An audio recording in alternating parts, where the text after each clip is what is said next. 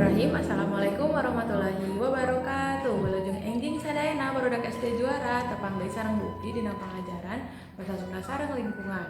Kumaha kabarna sadayana?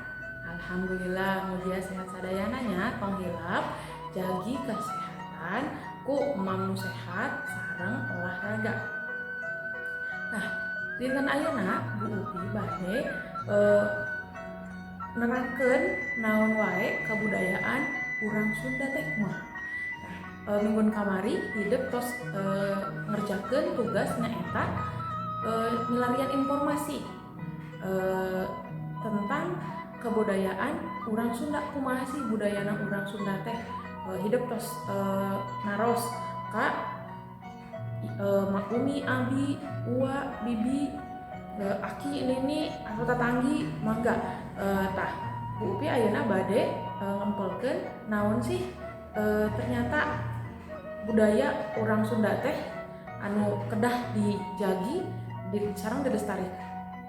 Supados teu lami-lami, hayu urang regepkeun heula materi videona. Nu kahiji, budaya urang Sunda teh ngajaga kasopanan. Kasopanan ieu ge aya seueur di antawisna ramah, someah.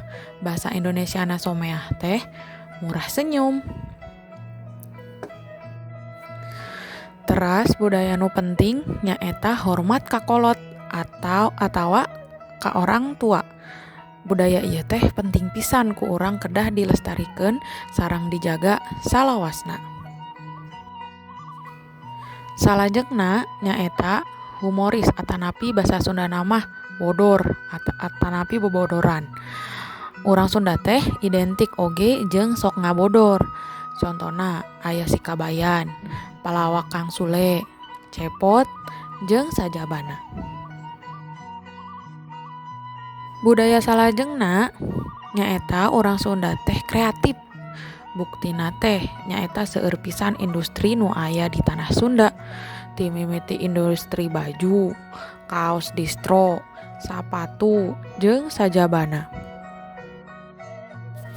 Urang Sunda ge ngajunjung adat istiadat.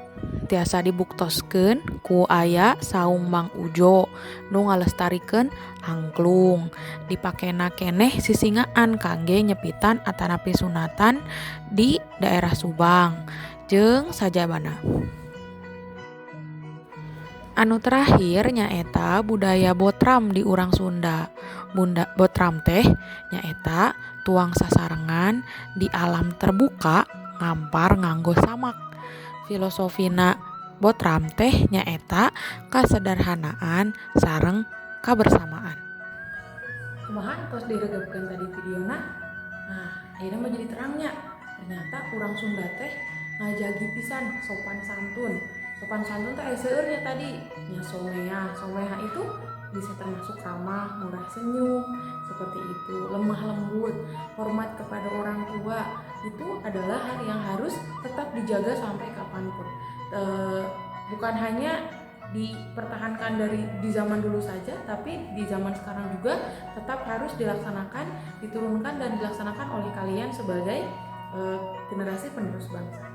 Terus aya naon deui tadi urang Sunda teh sok ngabodornya, sok ngabodor. Terus aya deui botram. Tah, botram saha sok botram sok ngelaksanakeun botram keneh? Botram teh rame nya.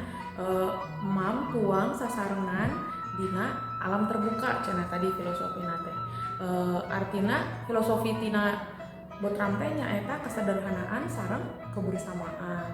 Tah eta salah sahiji nu ibu sebutkeun dina materi tadi budaya urang Sunda teh sapertos kitu.